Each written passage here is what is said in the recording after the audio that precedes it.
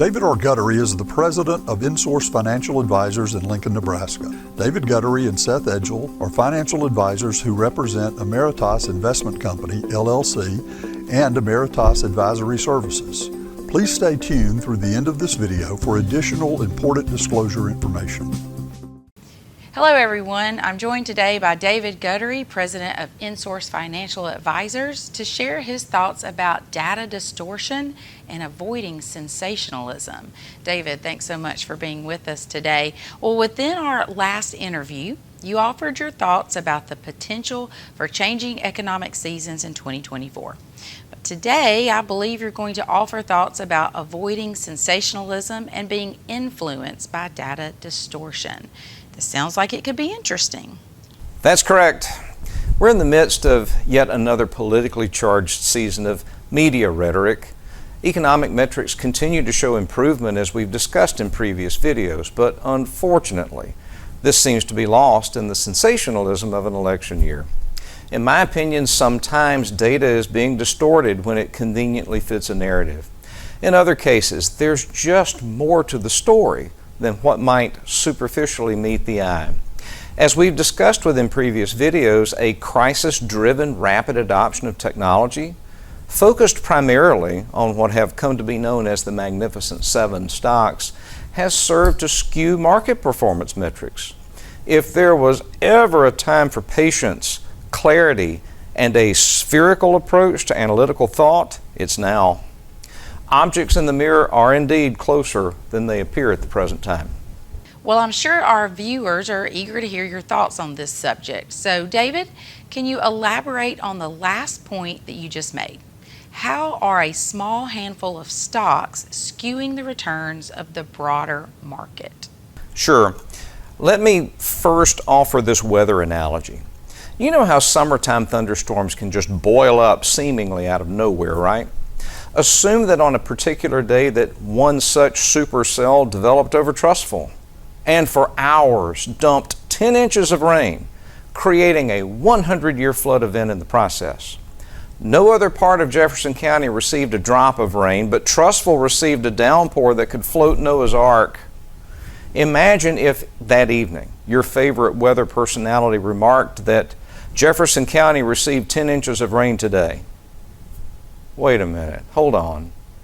No, Jefferson County did not receive 10 inches of rain. Trussville did. Bessemer didn't receive a drop. But since Trussville is in Jefferson County, the narrative is that the county received the rain because you can't just conveniently carve Trussville out. By the opening and closing values of the S&P 500 index in 2023, the index rose by over 23%. According to many industry sources, including data obtained from Bloomberg, Yahoo Finance, Google Finance. The Magnificent Seven accounted for 27% of the 23% returned by the index and carried almost 29% of the weight of the index in the process. Carving these seven stocks from the broader index leaves you with a much different impression of how the vast majority of the market behaved last year. Feigning oblivion to how the performance of a razor-thin sleeve of AI thematic stocks skewed the overall performance of the market last year would be akin to suggesting that Jefferson County received 10 inches of rain in my previous analogy. Look, it's important to look beneath the superficial, understand the relative with greater clarity, because failing to do so might entice investors to chase bubbles and not recognize opportunities when they're available. The market was not deeply green and broadly green last year. It may seem that way if you only stop with the headline index number. To truly appreciate market trends, you must appreciate the deeper, more relative story. Well, I've never thought about it that way, but the thunderstorm analogy makes a lot of sense. I see why you can't just stop with an observation of headline data. David, you've talked a lot about inflation within previous videos. Are these metrics also skewed in your opinion as well? Yes, I think so. Look, markets will worry about what the Federal Reserve might or might not do. Honestly, in my opinion, the data just isn't compelling right now for any policy action. The rate of inflationary change is back to nearly the levels that we experienced prior to the pandemic. Unfortunately, most people don't appreciate this because they don't feel it yet. So again, we have a bifurcated inflation story that is impacting our perception about what actions may be forthcoming from the Federal Reserve. Looking more deeply under the hood, however, we see a more holistic view of inflation. We can't appreciate the degree by which the rate of change has stabilized because of where inflation remains truly elevated. It impacts our daily lives in the form of food and fuel. Now, all inflation data has been sourced from the Bureau of Labor and Statistics as well as the U.S. Food and Drug Administration. Look, you don't buy an appliance every day or consume certain services every day, but you do consume food and fuel regularly. There's no argument that food is claiming more of your budget today than it has in over 30 years. Furthermore, fuel touches food. Everything you've purchased at the grocery store lately spent some time on a truck. Oil will likely remain higher for longer for several reasons, in my opinion. First, it's a commodity denominated in dollars. The dollar is relatively weak against the global basket of currencies since November of 2022. Anything denominated in a weakening currency will go up in value, assuming static demand metrics. Speaking of demand, 2 years ago, we assumed that we would be in a long and deep recession by now. We're not.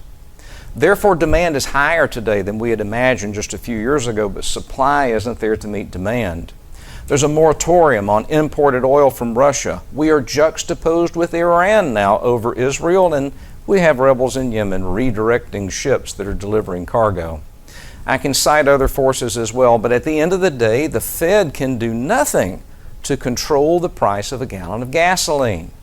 So these two components of inflation will likely remain elevated and therefore will conspire to skew our perception of inflation away from the reality that holistic inflation has indeed improved dramatically. Well, thanks for this explanation, because data like this probably escapes many people in their everyday lives. You mentioned the effects that come with being in a political season as well. Can you elaborate on how this is also a source of distortion? Sure. My high-level advice to everyone is to watch the Golf Channel between now and November. In my opinion, none of the business mass media is providing you with dispassionate, objective, and actionable information about anything right now.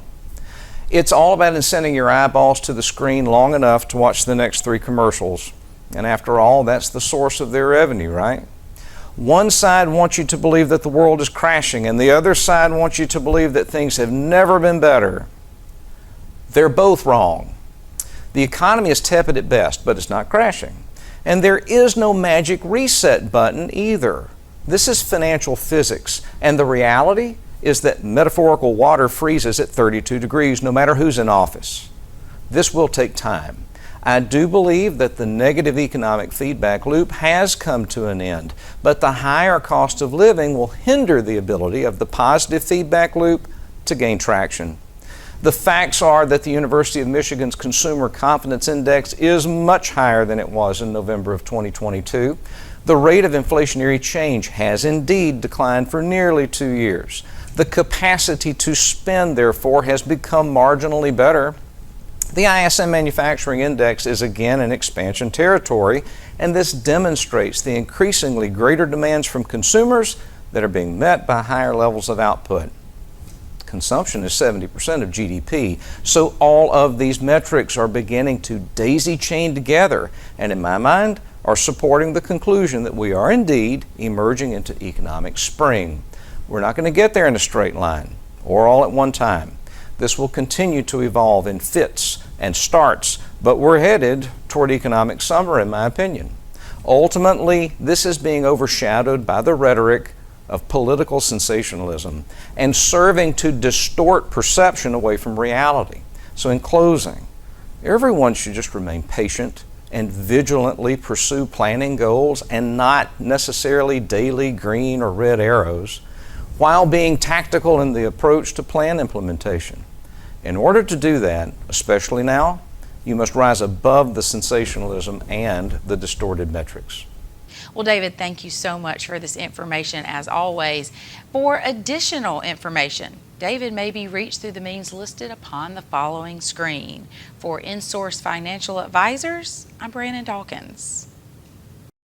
David Guttery and Seth Edgell independently offer securities and investment advisory services through Emeritus Investment Company, LLC, member FINRA, SIPC, and Emeritus Advisory Services. Information provided in today's segments is gathered from sources believed to be reliable. However, its accuracy cannot be guaranteed and should not be interpreted as tax or legal advice. Any performance stated is past performance and is not indicative of future results.